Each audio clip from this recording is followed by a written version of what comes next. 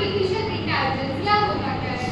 Artificial intelligence, जिसे हम हिंदी में कृत्रिम बुद्धिमत्ता के भी नाम से जानते हैं, यह एक तरह का कंप्यूटर सिस्टम है जो ऐसे काम कर सकता है जिसके लिए आमतौर पर मानव दिमाग की जरूरत पड़ती है, यानी एक तरह का कंप्यूटर सिस्टम मानव चेतना के साथ। आज के समय में आर्टिफिशियल इंटेलिजेंस का उपयोग काफी बढ़ रहा है। तेजी से बढ़ रही है तकनीकी कहीं ना कहीं लोगों का जीवन खतरे में डाल रही है और उनकी नौकरियां भी या इंसानों पे हावी पड़ रहा है।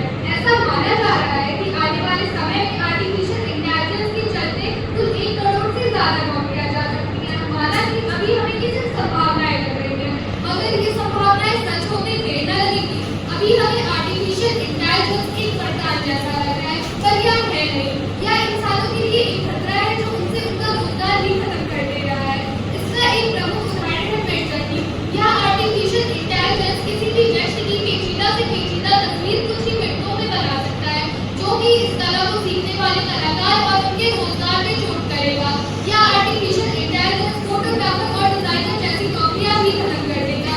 जिस कला को सीखने में किसी व्यक्ति ने दिन रात एक कर दिए, दिन रात मेहनत की, उस कला का कोई महत्व नहीं रह जाएगा, क्योंकि आर्टिफिशियल इंटेलिजेंस उसे कुछ ही समय में कला भी खत्म कर देगा। यहाँ तक कि आर्टिफिशियल इंटेलिजेंस शिक्षक, पत्रकार, लेखक और न्यूज एंकर जैसी नौकरियों पर भी हावी पड़ रहा है। 2018 में चीन द्वारा लाया गया भारत का पहला रोबोटिक न्यूज एंकर था। और वहीं अगर हम बात करें अपने देश भारत की, तो मार्च 2023 में इंडिया टुडे ग्रुप द्वारा लाया गया भारत न्यूज चैनल में भारत का पहला रोबोटिक न्यूज एंकर था।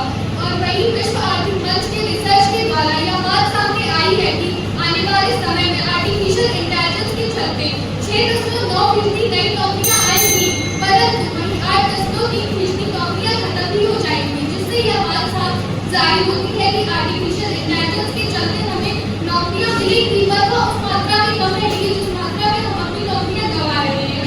और तो और आर्टिफिशियल इंटेलिजेंस के जनक माने जाने वाले डॉक्टर जेसी लिंटन खुद यह बात कहते हैं कि वह इस चीज से बहुत परेशान है कि उन्होंने आर्टिफिशियल इंटेलिजेंस जैसी चीज क्यों बनाई जो लोगों से उनका रोजगार ही खत्म कर दे रही है। पर वह खुद को यही बात कहकर संतुष्ट कर लेते हैं कि अगर उन्होंने नहीं तो किसी और ने यह बनाया होता, जिसकी वजह से लोगों का रोजगार खत्म हो रहा होगा।